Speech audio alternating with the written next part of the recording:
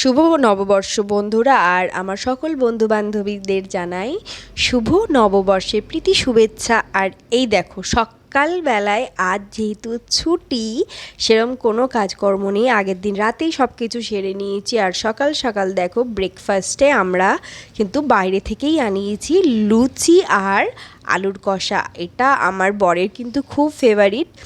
আর দেখো বরমশাই আর বাবা মশাই হচ্ছে তোমার দোকানে যাওয়ার জন্য রেডি, চলে গেছে। বাবা তো চলেই গেছে, আর বরমশাই যেহেতু বাবারও টিফিনটা নিয়ে যাবে, ওই কারণে ওদেরকে গুছিয়ে দিচ্ছিলাম। আর দেখো আজকের লুচি আর আলুর কষা আমাদের ব্রেকফাস্টে হয়েছে। তারপর হচ্ছে নিম হলুদও বেটে নিয়েছি, ওটা একটু পরেই মাখবো। তার আগে দেখো বিছানার চাদরগুলো পাল্টে চেঞ্জ করতে হবে। আর দেখো ঝটপট করে নিলাম। আর এটা কেমন লাগছে আমার ঘরে, একটু লাল লাল টাইপসের।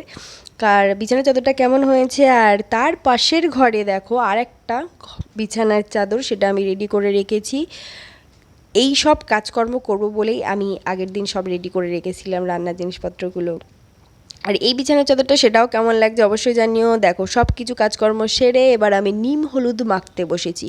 আর বছরের প্রথম দিন এটা আমি খুব ভালোবাসি কিন্তু মাখতে, তোমার নিম হলুদ। বিয়ের আগেও আমি খুব মাখতাম, আমার এইটা খুব ভালো লাগে, কেন জানি না নিম হলুদ মাখতে আমার খুব ভালো লাগে। আর দেখো নতুন বছরের আমার ড্রেস মানে আর কি শাড়ি, নতুন শাড়ি। আর দেখো শাড়িটাও আমার নামের কিন্তু। আর কালারটাও কেমন হয়েছে, আর আমাকে পরেও কেমন লাগছে দেখো শাড়িটা।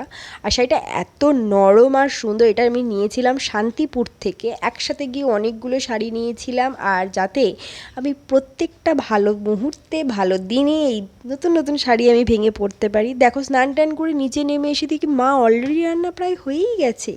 এদিকে পটল ভাজা হচ্ছে, ওদিকে এঁচোড় চিংড়ি হচ্ছে, এদিকে পায়েস বসিয়ে দিয়েছে।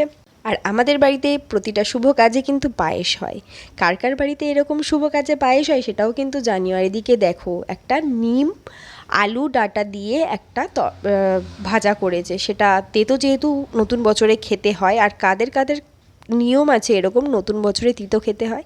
দেখো রান্না বান্না করে খুবই ক্লান্ত হয়ে গেছি আমি, চুলমুলের অবস্থা দেখো। এবার শুধু খেয়ে একটু রেস্ট নেওয়ার পালা। আর সত্যিই অনেক বেলা হয়ে গেছিলো খেতে, ওই জন্য আমি ভিডিও তেমনভাবে দিতে পারিনি। আর দেখো পায়েসটা আমি কখন খাচ্ছি, রাত 12টার সময়। আর তোমরা কি কি করলে নতুন বছরে অবশ্যই জানিও।